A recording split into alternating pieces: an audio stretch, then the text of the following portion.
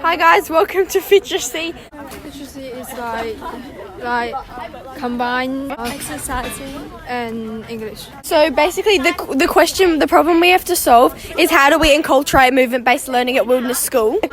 We have to understand the problem fully, and to understand the problem we have to understand the system of Wilderness School. Wilderness School system. Within the system there are many parts, purposes and complexities, such as in the school system there's the boarding, there's the day girls, there's the staff. The staff, you've got to consider the age, the gender, the opinions, and then the knowledge, training. That's all the little complexities, you know? Yeah. We can divide it into in my opinion, we can divide it into 4 parts, and there's on students, parents, and teachers. There's so many complexities in one section. You know, it's not simple. It's not straightforward. Each system affects another system. Yeah, because you can't fully change the system of the students and get them into literacy without educating and understanding the teacher's point of view And the parents. I think when we get back to the classroom, seeing what other places in the world are doing. In the discovery section, when we research literacy, what are other people in the world doing? What are other schools doing? Other schools included in a section, because we're doing a booklet, so we're going to do chapters. The first thing we're going to have to do is go on the Google Docs and write a definition of this, because we're presenting this in a booklet form. We've already decided that.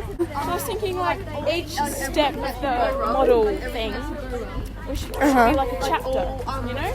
Like a book, yeah, because we're doing it in a booklet. Yeah, so chapter 1, defining the problem. Yeah. That's so smart. Okay, we're going to do it in chapters, just so you remember this future Ellen, Annabelle, Mariah, Iris and Celine. Okay, so I think one thing we're going to have to do along the way is we're going to have to interview teachers, and we're going to have a chapter calling Interviewing and Understanding Opinions of the Staff. Yeah. I want to go really deep. We should interview different teachers from different faculties.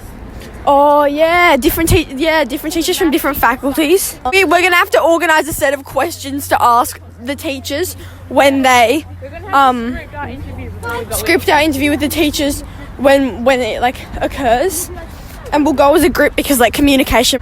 And then after we get teachers things, I feel we also should interview some students from the middle school, because it's going to occur in middle school, so I feel as though we should interview a few students from year 7, year 8 and year 9. Yeah, before we interview people, we do the what if, you know, what you just said. We'll do the part about how if we take away one part of the system, how we can add it back in, when we're extracting English for a whole year from a year level. We created something like fit maths.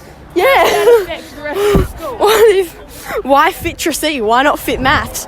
And then after that, we need to start talking about how we're going to introduce literacy as a lesson, but also make sure that the whole of the year 9 curriculum is still getting taught to them, while also enculturating the movement-based learning. You know, because we can't just because this, if we did this all year, I feel as though we're missing out on some curriculum. Yeah, so then we'll do a trial lesson, and then we'll come back do a reflection of the trial lesson and how it went, and then we'll do and then we can write a whole thing about the whole process. Yeah, this can be the final chapter, writing about the process, what we did, how we achieved it, and we can get some of the year 8's thoughts after the class of we can voice memo them talking. I think we've done it, guys. I think we have discussed and we have planned.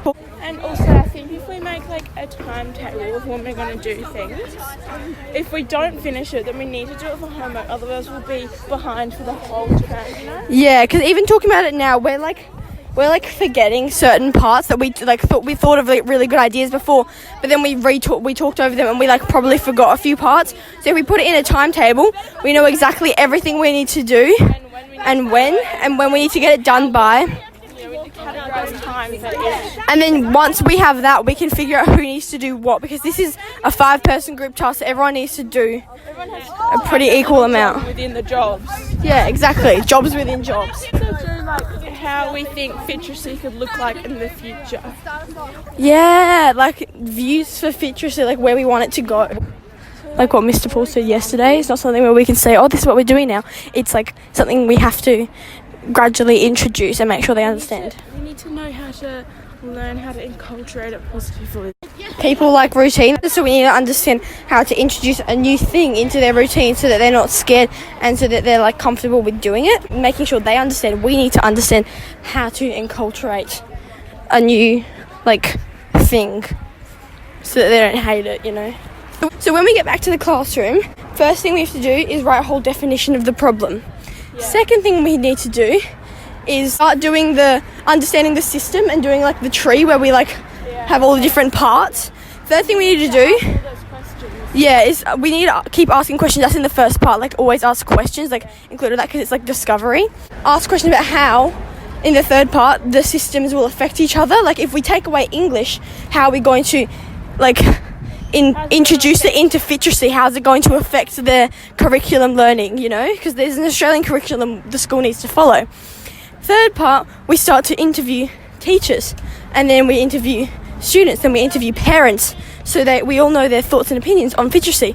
Then we organise like a lesson thing, or like a whole lesson plan that we can put in there, and then we can go to a trial lesson with some year 8s for Fiteracy and then get all their thoughts after the lesson. And we got to make sure we explain it to them, exactly why we're doing it and why it benefits them, like how like they might have to do it next year for the whole year, so that they understand it.